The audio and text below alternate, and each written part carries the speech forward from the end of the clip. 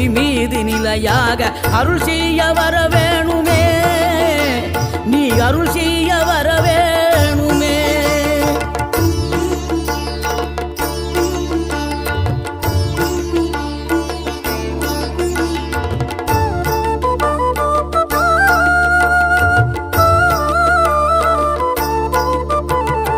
இகழ்தலையும் புகழ்தலையும் ஒரு முகமாய் கருதும்படி செவி உரைத்த முத்து குமரன், நீ வறுமையையும் வளமையையும் சமநிலையை உணரும்படி மதி கொடுத்த செல்வ குமரன்.